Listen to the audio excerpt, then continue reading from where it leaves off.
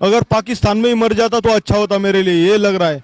Sir मैं पाकिस्तान में capture हुआ था, वही सोल्जर हूँ जो सर्जिकल स्ट्राइक के दिन पाकिस्तान में कैप्चर हुआ था। 90 दिन की सजा भी काटी, उसके बाद मुझे अहमदनगर में मेंटल हॉस्पिटल में भेजना, बार बार उसको टॉर्चर करना। आज इन जवानों के पास अपना घर परिवार चलाने के 1 रुपया भी नहीं है, इसलिए हमने आज इंडिया गेट से यात्रा शुरू की थी। वहां से हमने भीख मांगना शुरू किया था ताकि हम भीख मांग के अपने परिवार चला सके और कुछ पैसा इकट्ठा करके सब जवान अपना वकील कर सके और न्याय मिल सके। लेकिन हमें कोई भी दोषी नहीं है, सब निर्दोष है। तेज बहादुर ने खाने की रिपोर्ट की तो उसने उसको डिसमिस कर दिया। उन्होंने कहा भ्रष्टाचार के खिलाफ, मोहम्मद जलील ने भ्रष्टाचार के खिलाफ आरोप उजागर किया तो उनको 11 चार्जशीट देकर उनको डिसमिस कर दिया। इन्होंने जो है कुछ उजागर किया तो इनका बिगर इंक्वायरी के इनको घर भेज दिया, कंपल्सरी रिटायरमेंट कर दिया।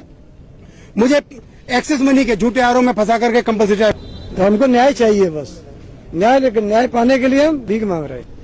ये जितने भी जवान हैं, ये सभी जवान पीड़ित जवान हैं। इन्हें सभी ने किसी न किसी जवान ने भ्रष्टाचार उजागर किया था या जो अफसरों के घरों में काम करने के लिए मना किया था। आज इन सब जवानों को डिसमिस फ्रॉम सर्विस कर दिया गया।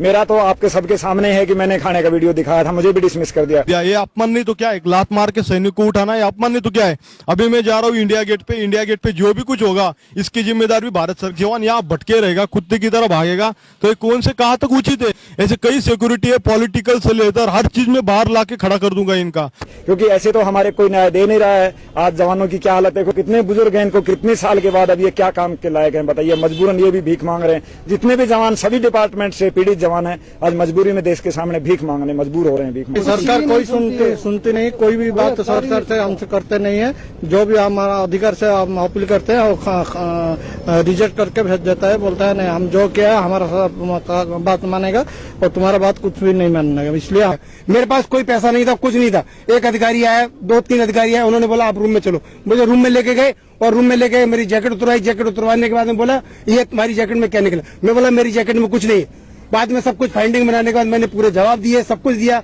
अपील की। अपील वगैरह करने के बाद में बोला आपका जवाब संतोषजनक नहीं पाया गया, अतः आपको जो है कंपल्सरी रिटायरमेंट दिया जाता है। इस वक्त हम मौजूद हैं दिल्ली के जंतर मंतर पे और जैसा कि आप देख सकते हैं हमारे पीछे काफी सारे लोग मौजूद हैं जो कि जवान हैं, भारतीय जवान हैं, जो सेना पे, सरहद पे हमारी और आपकी रक्षा करते हैं, अपने दिन और रात एक करके मेहनत करके और हम लोगों को सिक्योरिटी प्रोवाइड करते हैं। तो इन्हीं तमाम ताल्लुकों से लेके हम लोग बात करते हैं आखिर ऐसी क्या वजह आ पड़ी कि एक जवान को आज सड़कों पे उतरना पड़ा। यही तो लिखना चाहिए, जो भी है आगे का भी रास्ता बंद कर देते हैं।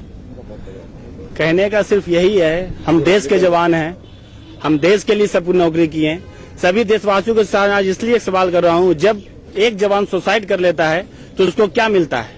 सिर्फ एक नाम सुसाइड, और उसके नाम के पीछे या तो वो पागल है या उसकी पत्नी बदचलन है। ऐसे करके बहुत सारे सवाल होते हैं, तो उसको न्याय नहीं मिलता। और जो अगर जीना चाहता है वो न्याय के लिए लड़ना, हम न्याय इसलिए चाहते हैं कि इस देश में न्याय ही सबसे बड़ा है। हम न्याय के लिए जाने जाते हैं और न्याय के नाम पे हमें क्या मिलता है? अन्याय, जिसको दिखाया जाता है न्याय। ऑफिसर सदैव दादागिरी करते हैं, तानाशाही करते हैं। कहने का मतलब misuse of power, that is a dictatorship. ये हो वो हो, नाम कुछ भी हो, पर हम लोग सब जवान हैं।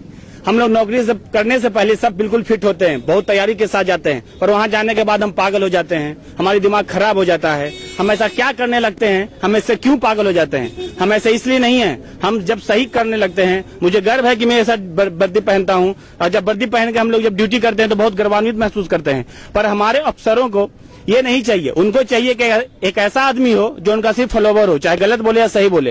वो भी बनने पर दिक्कत है। अगर एक अधिकारी कहता है तुम ये काम करो और मैंने किया, और उसका अगर रिजल्ट खराब हो जाता है तो फिर उसकी जिम्मेवारी वो नहीं लेते हैं। इसका चश्मदीद गवाह मैं हूँ। ये है, बोलता है खाना गलत हो तुम बताओ, इन्होंने बताया होगा, बिल्कुल कमांडेंट से बात किया होगा तो टारगेट बन गए होंगे। जब कोई रास्ता नहीं बना तब इन्होंने वीडियो बनाया, वो भी कोई गलत नहीं किया। सच्चाई को दिखाना ही सबसे बड़ा कर्म है। जब इन्होंने दिखाया तो डिसमिस हो गए। मुझको कहा गया कि तुम ड्यूटी दिलवाओ, मैं एएसआई से रिटायर हुआ, एएसआई पे ही मैंने ज्वाइन भी किया, मां 3.5 साल नौकरी कर पाया। आईजी का आदेश माना, उसी आईजी ने उस नियम को बंद कर दिया, बोला लेट एंट्री का नियम बंद कर दो। तो जब लेट एंट्री नियम ही सही नहीं है तो फिर मेरी क्या गलती है? और माफी मांगने से कहानी शुरू हुई और मेरे घर पे हमला तक हुआ, जो सरकारी क्वार्टर है। मेरी वाइफ को भी चोट लगा, FIR थाना भी किया। अगर मेरे में कुछ भी अगर जान नहीं होता तो मैं अपनी वाइफ को भी रक्षा नहीं कर पाता, अपनी भी रक्षा नहीं कर पाता। और गुमनाम 1 साल पहले मर गया होता और कह दिया होता कि पागल है, दोनों पति पत्नी मर गया। मेरा परिवार बीमार था और मैंने छुट्टी का एप्लीकेशन दिया, जिससे मुझे छुट्टी नहीं दिया गया, बल्कि वहां से दिल्ली से ट्रांसफर कर दिया गया ग्वालियर। ठीक है ना? तो सर्कुलर बताते हैं, गवर्नमेंट सर्कुलर नॉर्म्स बताते हैं कि कोई भी पर्सन एक यूनिट से दूसरा यूनिट को ट्रांसफर होता है तो उसको जर्नी पीरियड मिलता है उसका दूरी के हिसाब से, वो भी मेंशन नहीं किया ऑर्डर में। तो ये क्या है, एक कानून का ऑफिसर के द्वारा गलत इस्तेमाल होता आ रहा है बरसों से। बहुत भी आरोप सिद्ध हुई तो मैं सुप्रीम कोर्ट, हाई कोर्ट में भी अपील नहीं डालूंगा। राष्ट्रपति जी के पास भी मैं क्षमा भिक्षा नहीं मांगूंगा। मुझे इंडिया गेट के पास देश का गद्दार है बोल के फांसी दीजिए। याकूब मेमन या आतंकवादी था, उसके लिए रात को 12 बजे कोर्ट खोला गया, 4 बजे तक उसका हियरिंग चला। क्या हमारे लिए, हम देश के लिए हम पूरी जवानी दिए। मैं RSC राव के खिलाफ उड़ीसा में ड्यूटी था।